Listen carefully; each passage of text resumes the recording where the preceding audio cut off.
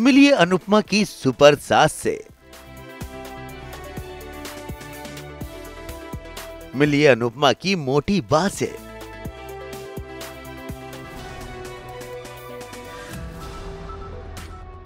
मिलिए बहुरानी अनुपमा की सास से। जी हाँ, ये हैं सरिता जोशी, जिन्हें आप कई सारी फिल्मों और तमाम सारे सीरियल्स में कई सशक्त भूमिका निभाते हुए देख चुके हैं। लेकिन अब इनकी एंट्री हो रही है अनुपमा की बा बनकर, वो भी 25 अप्रैल से डिज्नी हॉटस्टार पर नए अंदाज के साथ। तो वहीं जब OTT प्लेटफॉर्म पर यह शो आएगा, इसका नाम बदलकर अनुपमा नमस्ते अमेरिका हो जाएगा, जहां पर दिखाई जाएगी अनुपमा और वनराज की शादी के 10 साल बाद की कहानी। और इस सीरीज में आपको वो कहानी दिखाई जाएगी जो आपने सीरियल अनुपमा में नहीं देखी।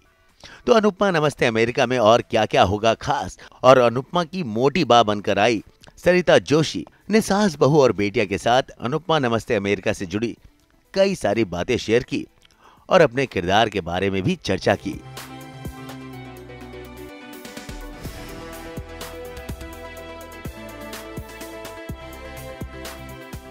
OTT के समुंदर में नई नई कहानियाँ आ रही हैं, नए नए किरदार आ रहे हैं, और सब लोग आई थिंक इस OTT का जो रेवोल्यूशन है उसमें नया नया टैलेंट, नया नया कंटेंट रोज़ आ रहा है। तो अब एक ऐसी कहानी आने जा रही है जिससे लोग ऑलरेडी कनेक्टेड है, और उस कहानी में जुड़ गई एक ऐसी सीनियर अभिनेत्री जिन्होंने थिएटर हो, फिल्में हो या फिर हो TV सीरियल्स बहुत नाम करा है। मेरे साथ हैं पद्मश्री मैम सरिता जी, और मैम को अब ये सम्मान मिला है, उसी के साथ इनके करियर में एक नया आयाम है कि अपना OTT में पहली बार ये दिखने जा रही हैं। अनुपमा सीरियल का एक OTT वर्जन डिज्नी हॉटस्टार पर आ रहा है, उसमें सरिता जी आई थिंक अपना OTT डेब्यू कर रही है मैम।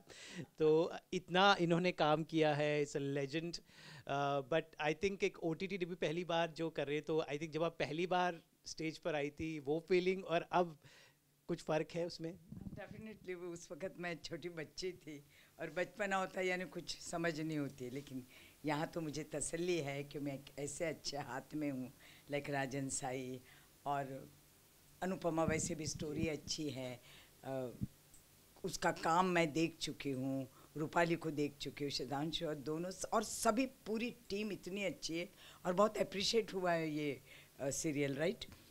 तो मुझे जब ऑफ़र आया और पहले मुझे लगा कि राजन साई की है, जो मुझे बहुत अच्छा लगा कि चलो मैं सेफ हैंड में हूँ, चलो ये भी एक तजुर्बा करते हैं और बहुत मज़ा भी आ रहा है। कोई काम में तो कोई फ़र्क नहीं पड़ता है, वही कैमरा होता है, उसकी टेक्निक अलग होगी वो मुझे मालूम नहीं, लेकिन मुझे बहुत मज़ा आ रहा है क्योंकि बहुत दिनों के बाद एक तो 2 बरस हम जो बैठे रहें। वैसे मैं थोड़ा थोड़ा काम करती थी घर का लेकिन हाँ ऑफ कोर्स कविताएं या थिएटर की कुछ बातें या स्पीच देती थी, गुजरात में यहाँ वहाँ जाती थी। लेकिन ये जो मेरा काम है वो मेरा खुद का अपना एक्टिंग का काम है, तसल्ली होती है अच्छा काम करने से, वैसा ये रोल है, बहुत बढ़िया है, मज़ा आता है। शायद छोटा कम ज़्यादा वो मैं मुझे मालूम नहीं कितना है, लेकिन जो भी है बहुत बढ़िया है, लोगों को शायद मज़ा ही आएगा। तो आपका एक बहुत पॉपुलर सीरियल था बा बहू और बेबी, उसमें बा का किरदार आपने एकदम बिल्कुल जीवंत कर दिया था, अभी फिर से आप बा बनी हैं, तो इस बार मोटी बा तो ये देखा कैसा होता है, बा और फिर मोटी बा, यानी मेरा हर तरह से स्टैंडर्ड बढ़ गया है जी। तो मोटी बा इस शाह परिवार में उनका, क्योंकि वो सबसे बड़ी हैं सब उनको, तो उनकी कहानी में किस तरह से वनराज और अनुपमा की कहानी में आपका रोल रहेगा? ऐसा है, एक तो ये नए विचारों की है, उनके एज के साथ अगर आप देखें तो उसके विचार बहुत नए हैं। वो अनुपमा को बहुत सपोर्ट करती है, वो बेचारी इतनी अच्छी लड़की, गरीब सी, बहुत हाउसवाइफ जैसी, घरेलू, लेकिन उसमें इतना टैलेंट है, भरा हुआ है, जो हम जब तक जानते नहीं है, देखते नहीं है तो निकाल नहीं सकते। तो अनुपमा को ये बहुत सपोर्ट करती है और एक अच्छी इंसान है वो। ऐसे ये भी क्या होता है, हर अच्छी बाजू बुरी बाजू होती है, हर फैमिली में होती है, इसमें ये ज़रा, और ये अच्छा है कि मेरा बेटा मेरी बहुत इज्जत करता है, मेरा पोता सिद्धांशु की जो कैरेक्टर है वो बहुत इज्जत करती है, इसलिए मेरी बात सुनी जाती है। और थोड़ी कॉमेडी भी है, ज़रा एन्जॉयमेंट है, गाने नाचना, तो मज़ा आता है। स्टोरी तो नेचुरली जो हमारी फैमिली बैकग्राउंड की होती है और लोग इसीलिए शायद उसको रिलेट करते हैं नज़दीक से, है ना। तो ये किचन तक पहुंच जाती है ये चीज़, तो शायद औरतों को तो अच्छा लगेगा, लेकिन अभी तो ये अनुपमा बहुत अच्छी गई है, तो उसी का एक डिफरेंट लेवल में स्टोरी अलग आ रही है, जा रही है अलग, कैरेक्टर्स बहुत डिफरेंट है, पर मज़ा आएगा लोगों को और मुझे बहुत मज़ा आ रहा है। सरिता जी, कहीं ना कहीं हम अगर बोलते हैं कि जो टेलीविज़न हो चाहे ये ओटीटी, वो समाज में बदलने की ताकत रखते हैं। आज अनुपमा को हिट होने की वजह यह है कि बहुत सारी औरतों ने रिलेट किया, तो कितना इम्पॉर्टेंट होते हैं ये किरदार, कहानियाँ। आप कलाकारों पे भी एक जिम्मेदारी होती है, क्योंकि आपके इन किरदारों के चित्रांकन से ही कहीं हो सकता है कहीं किसी के मन में कोई दिया जल जाए, तो कहीं ना कहीं आप भी एक बहुत बड़े समाज को बदलने का ताकत रखते हैं। तो क्या लगता है आपको, कितने इम्पोर्टेंट होते हैं किरदार जो लोगों की ज़िंदगी में एकदम उनसे जुड़ जाते हैं? ये सच कहूँ तो ये हमारी जो फिल्म होती है, जो भी थिएटर हो या फिल्म हो, ये आर्ट ही एक ऐसा है लोगों तक पहुंच जाता है, क्योंकि हम उसको एक्ट करके वो एक कैरेक्टर बना के उनको दिखाते हैं, जो उनको मालूम नहीं होता है कि ख़राब क्या। वो जब ख़राब होते हैं तो उनको ये नहीं मालूम होता कि ये मैं गलत कर रहा हूँ, लेकिन हम सामने देखते हैं तो हमें पता चलता है कि ये गलत है, ये अच्छा है। और ये एक ऐसी चीज़ है, एक्टिंग हो या कोई भी आर्ट है, हम पेंटिंग को भी जब दिखाते हैं तो हम देखते रह जाते हैं, क्योंकि आँखों में वो लुभावनी चीज़ें होती है, पर उसका डेप्थ हम जानते भी ना हो तो भी हमें अट्रैक्ट करता है। इसी तरह ये एक ऐसी कला है कि हम लोगों तक बहुत अच्छी तरह से, उनके दिमाग तक, उनके दिलों तक पहुंच सकते हैं, क्योंकि वो शांति से बैठ के हमें यूँ देखते हैं।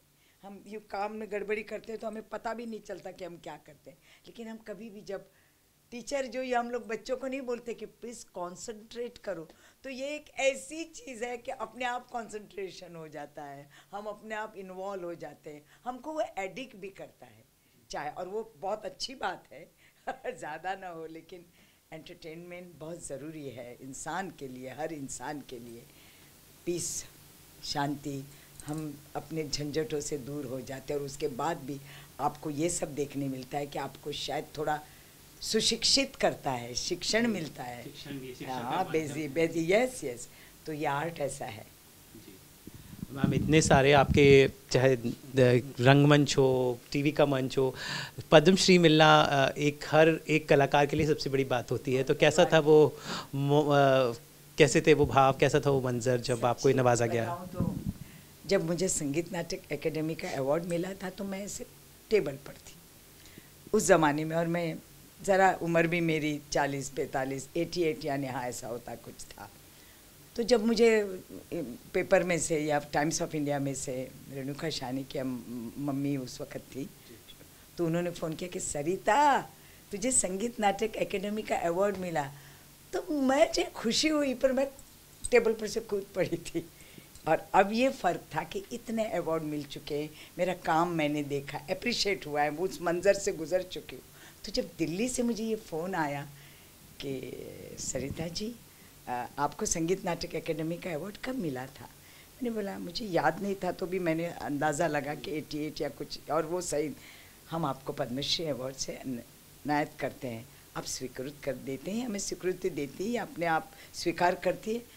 तो एक सेकंड के लिए मुझे लगा कि ये सच है, कोई मेरा एक्टर मुझसे मजाक कर रहा है, आवाज़ निकाल के।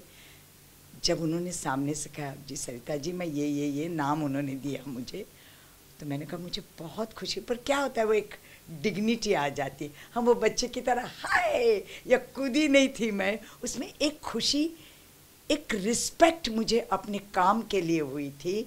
और मैंने ऑफ कोर्स गवर्नमेंट के लिए बहुत धन्यवाद कहा कि क्यों नहीं अच्छा लगेगा, स्वीकृति क्या देनी है, पद्मश्री एक इतनी बड़ी, यानी इसका मतलब मेरा काम वहाँ तक पहुँचा है, लोगों ने मुझे अप्रिशिएट करके वहाँ भेजा है, तो मुझे बहुत अच्छा लगा था। और मैंने सबसे पहले अपने 2 बच्चों को इसलिए याद किया कि मेरे बच्चे हमेशा पूछते थे कि आपको पद्मश्री क्यों नहीं मिला, तो मैंने बोला भाई आपको क्या चाहिए, जो चाहिए वो मिल गया, ले लो, चलो पद्मश्री ले लो, ये जो हम नहीं बोलते हैं, लेकिन अंदर से मैं प्रेक्षक की, मेरे थिएटर से लेके टीवी से लेके जो भी मैंने काम किया उसको जिसने अप्रिशिएट किया उनको मैं बहुत धन्यवाद कहना चाहूँगी।